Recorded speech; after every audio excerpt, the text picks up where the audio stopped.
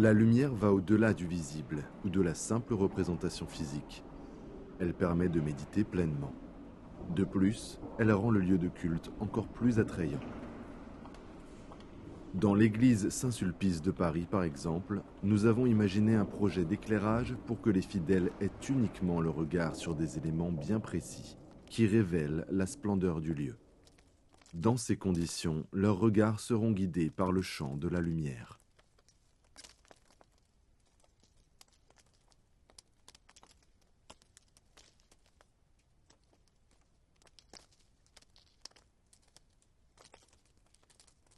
Pour réussir le projet, avant de passer à la phase pratique, nous avons décidé de faire une maquette virtuelle afin d'apprécier l'effet de la lumière au sein de l'église.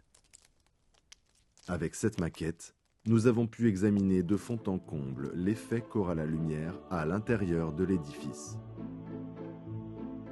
Après étude, nous avons pu décider de le choix des optiques, la disposition des différentes sources lumineuses, les caractéristiques photométriques appropriées.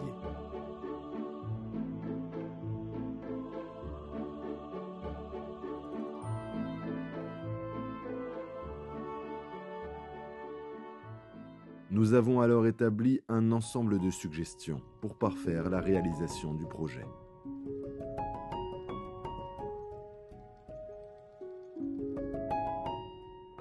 Il ressort des décisions prises que l'éclairage ne doit pas être quasi total à tous les niveaux.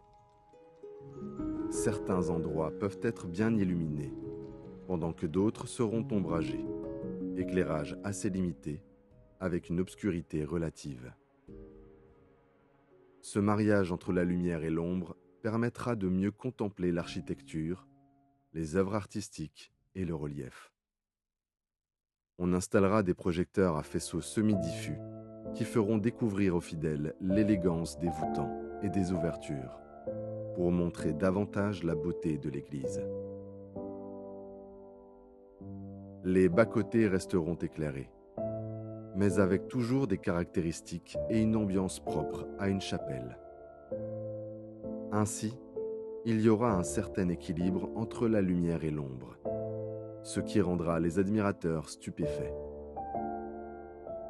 Des faisceaux intensifs, lassés sur les corniches supérieures de la nef centrale, vont éclairer des sculptures et des reliefs importants. Ceux-ci vont être mis en exergue et se détacheront de l'ensemble.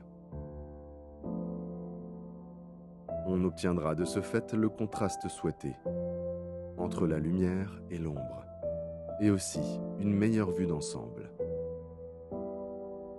Plusieurs modes d'intensité de lumière seront utilisés pendant les cultes.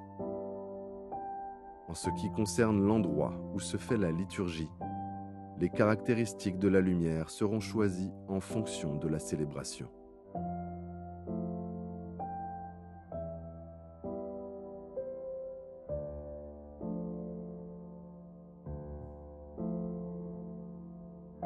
Des sources de lumière blanche de 2700 Kelvin assurent l'éclairage direct et l'éclairage d'ambiance. Ces sources de lumière produisent une lumière chaude proche de la flamme.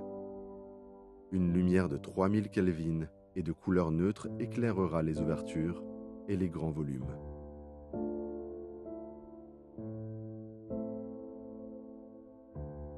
La dimension compacte des dispositifs d'éclairage limitera considérablement leur impact visuel. Les projecteurs à utiliser doivent avoir les caractéristiques suivantes. Posséder un seul corps qui puisse loger des optiques et des sources d'éclairage différentes, être résistante, durer dans le temps,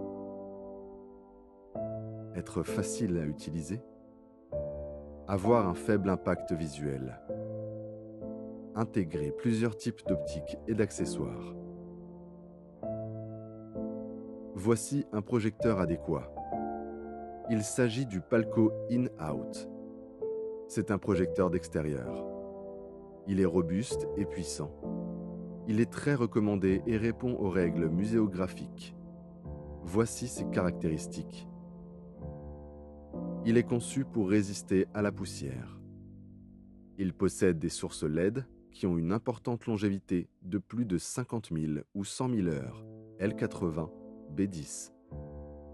Cela signifie qu'après 50 ou 100 000 heures, seulement 20% des sources LED perdront 10% de leur puissance initiale. Il a sa propre alimentation intégrée. Il a une très haute efficacité lumineuse estimée à plus de 100 lumens par watt. Les projecteurs seront placés dans des lustres pour éclairer la nef centrale.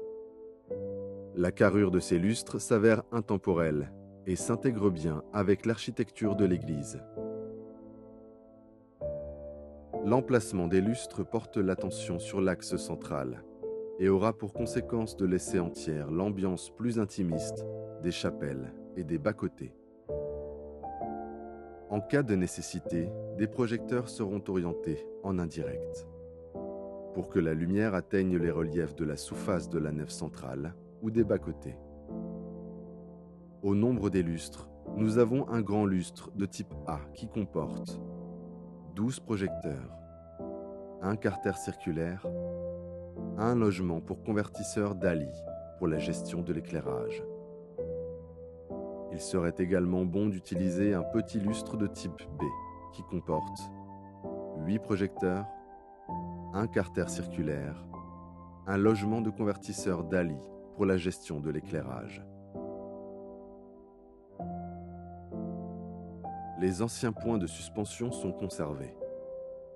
On se sert des suspensions pour installer des équipements d'éclairage groupés. À peine quelques points de suspension suffisent pour installer un nombre important de points d'éclairage. Ce système est économique en termes de budget et d'espace.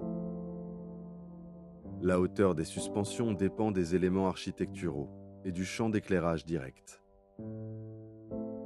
Les projecteurs destinés à valoriser les voûtants et les ouvertures seront mis de part et d'autre de la base de dormant des vitraux. L'autel et les sculptures seront valorisés par des projecteurs. Ces derniers seront placés au niveau de la corniche supérieure, le long de la nef centrale.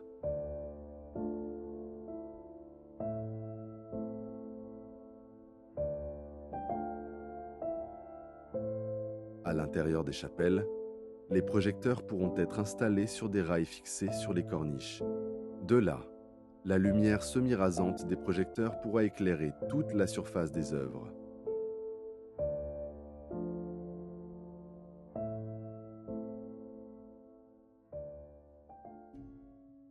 Trois œuvres monumentales d'Eugène Delacroix sont à l'intérieur de la chapelle des Anges.